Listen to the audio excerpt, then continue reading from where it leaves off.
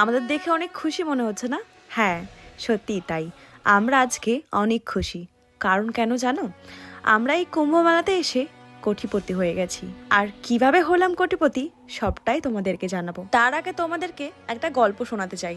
তোমরা কি জানো এই মহাকুম্ভের আসল কারণ, কবে থেকে এই কুম্ভ শুরু হয়েছিল আর কি কারণে হয়েছিল? চলো আজকে তাহলে তোমাদের এই গল্পটা শোনাই। আর হ্যাঁ, যদি কোনো ভুল ত্রুটি হয় তার জন্য আগে থেকেই ক্ষমা চেয়ে নিচ্ছি, কারণ আমি যতটুকু জানি ততটুকুই বলছি। কথিত আছে আমাদের সকলের আরাধ্যা মা দেবী পার্বতী কোনো এক সময় সমুদ্রে স্নান করতে গিয়েছিলেন। তখন সমুদ্রদেব উদ্ভাবিত হয়ে বললেন, হে দেবী, কি প্রয়োজন আপনার শ্মশানবাসিনী ভোলার সংসার বাঁধার? আমার কাছে আসুন, আমার কাছে আছে 14 রত্নের ভাণ্ডার। আর তৎক্ষণাৎ দেবী শক্তির ব্যাখ্যা স্বরূপ যোগ্য উত্তর বুঝিয়ে পৌঁছে গেলেন দেবাদিদেব মহেশ্বরের নিকটে এবং গিয়ে বিস্তারিত জানালেন। তখন তিনি ত্রিদেবের আরেক অংশ বিষ্ণু তথা আমাদের সকলের নিয়ন্ত্রক ভগবান নারায়ণের সঙ্গে ষড়যন্ত্র রচনা করে ঠিক করেন সমুদ্র মৈথন করবেন। সবকিছুরই পেছনে কোনো না কোনো কারণ থাকে। অন্যদিকে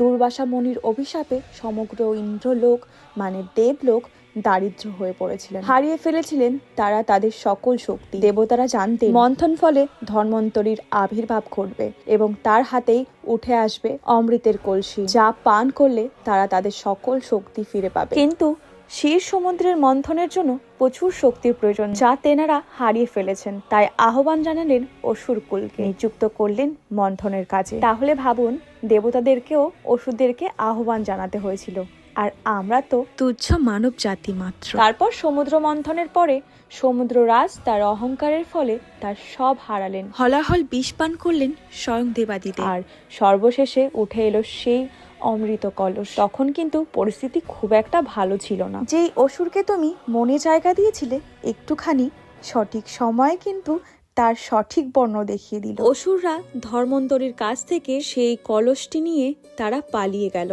ভগবান শ্রী বিষ্ণু মোহিনী রূপ ধারণ করে সেই কলস আবার অসুরদের কাছ থেকে ফিরিয়ে আনেন। আর এরই মধ্যে কলসি থেকে 4 ফোঁটা অমৃত পড়ে যায় মা ধরিত্রীর কোলে, পৃথিবীর বুকে 4টি স্থানে, তাও আবার কিনা মা গঙ্গার মধ্যে, যা আজ বর্তমানে প্রয়াগরাজ, নাসিক, হরিদ্বার এবং উজ্জয়ন নামে পরিচিত। প্রতি 3 বছর অন্তরে এই 4টি স্থানে এক বিশাল আকার মেলার আয়োজন করা হয়। আবার প্রত্যেক 6 বছর অন্তরে প্রয়াগ ও হরিদ্বারে আয়োজন করা হয় এই কুম্ভ মেলা, সেটি অর্ধ কুম্ভ বলে পরিচিতি পায়। আবার প্রত্যেক 12 বছর অন্তরে যে মেলার আয়োজন করা হয় কেবলমাত্র প্রয়াগরাজে, সেটি পূর্ণ কুম্ভ বলে পরিচিতি পায়। অন্যদিকে মনে করা হয় এই 4টি কুম্ভ মিলে যে যে কুম্ভের সৃষ্টি হয় সেটি এই ধরিত্রীর বুকে মহাকুম্ভ নামে পরিচিতি পায়। আমি, আপনি বা হয়তো সকলেই হয়তো কোনো পুণ্য করেছি, আর তার ফল পাচ্ছি যে আমরা এই দিন, এই সময়, এই ক্ষণ নিজে চোখে দেখে যেতে পারছি। আমাদের আগামী কয়েকটা প্রজন্ম হয়তো এটি দেখতে পারবে না। আমরাই হয়তো শেষ। প্রথমেই বলেছিলাম যে কুম্ভ মেলাতে এসে আমি কোটিপতি হয়ে গেছি। হ্যাঁ, হয়তো টাকা পয়সা দিয়ে নয়, কারো হয়তো কোটি কোটি টাকা হতে পারে, কিন্তু মনের যে শান্তিটা, সেটা কি টাকা দিয়ে কিনতে পাওয়া যায়? কোটি কোটি টাকা দিয়ে হয়তো তুমি গাড়ি, বাড়ি, সম্পত্তি সবই পাবে, কিন্তু মনের যে শান্তিটা, সেটা কি কিনতে পারবে? না, সব পেলেও মনের শান্তিটা পাবে না। আমি এখানে এসে মনের শান্তিটা পেয়েছি, যে শান্তিটা টাকা দিয়ে পাওয়া যায় না। আর আমার দৃঢ় বিশ্বাস, আমি বা ওখানকার সকল দর্শনার্থীরা তারা শুধুমাত্র ঋত স্নানের মাহাত্ম্যকে বোঝার জন্যই গেছেন। বিশ্বাসে মিলায় বস্তু, তর্কে বহুদূর। পাপ পুণ্যের বিচার তো আমাদের যে নিয়ন্ত্রণ করছে তার হাতেই বাঁধা। পাপ পুণ্য এগুলো কি আদেও ধোয়া যায়? অজ্ঞানত অবস্থায় করা পাপ, তার ক্ষমা চাওয়া যায়, কিন্তু জ্ঞানত অবস্থায় করা পাপের ফল এই জীবনে তো পেয়ে যেতেই হবে, এটা আমি মনে করি। যাই হোক, এবারে আসি আসল ঘটনায়। কথায় বলে ভগবানের হাত যদি মাথার উপরে থাকে তাহলে কোনো বিপদ তোমাকে ছুঁতে পারবে না।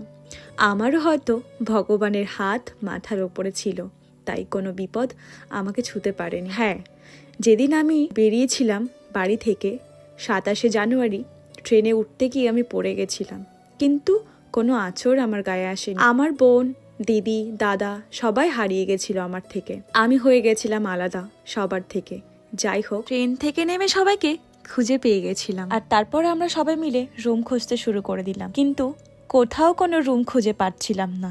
তারপর এক ভালো মানুষের সঙ্গে আমাদের দেখা হয়ে গেল। সে আমাদেরকে থাকতে দিল, টাকা পয়সার বিনিময়ে নয়, বিনা পয়সায় আমাদেরকে থাকতে দিল। ওই যে বললাম, ভগবানের হাত আমাদের মাথার উপরে ছিল, তাই হয়তো আমাদের কিছুতেই প্রবলেম হয়নি। তারপর আমরা ভোর হতেই 4টের দিকে বেরিয়ে পড়লাম রুম থেকে সনগামের উদ্দেশ্যে। আমাদের রুম থেকে কিন্তু খুব একটা দূর ছিল না, ওই ধরো 2.5 কিলোমিটার মতো। কিন্তু ওই যে আমরা তো ভিআইপি নই, তাই পুলিশ আমাদের ওই রাস্তা থেকে যেতে দিল না, বলল রাস্তা বন্ধ। আমাদের সেই 25 কিলোমিটার ঘুরে ঘুরে যেতে হয়েছিল। 6 কিলোমিটার কোনোভাবে গাড়ি করে চলে গেছিলাম, তারপর পুরো রাস্তাটা আমাদের হেঁটেই যেতে হয়েছিল, কিন্তু সেটাতেও আমাদের কোনো প্রবলেম ছিল না। ওখানে গিয়ে শুনতে পারলাম স্নানের পরে যে অনেক মানুষ মারা গেছে। আমি প্রথমে বুঝতে পারিনি যে এখানে এত গাদি গাদি জুতো কেন আছে। লাট লাট জুতো ওখানে পড়েছিল, জামা কাপড় পড়েছিল।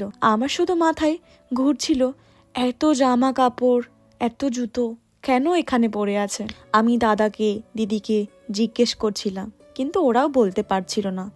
পরে শুনতে পারলাম ওখানে অনেক মানুষজন মারা গেছে, মানে 2 থেকে 6টা অব্দি পদতলে পদপৃষ্ট হয়ে মারা গেছে মানুষ। ভোরবেলা 3টের সময় বেরিয়েছি, এখনো পৌঁছতে পারলাম না বাড়িতে। এখন কটা বাজে? এখন বাজে হচ্ছে 6:30। হেঁটে যাচ্ছি আরো 6 ঘন্টা, মানে 6 কিলোমিটার যেতে হবে। তারপর রুমে ফেরার সময় শুনতে পাই যে সনগামের যে ব্রিজের গেটগুলো 30টা গেটের 30টা গেট বন্ধ।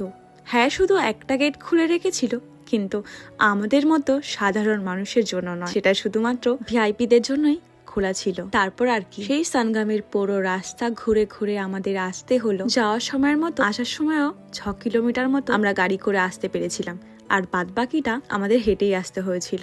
ওই যে ভোর 4টেই বেরিয়ে রাত 8টায় আমরা রুমে এলাম। তোমরা যে যেখানেই আছো ভালো থেকো, সাবধানে থেকো, নিজের খেয়াল রেখো।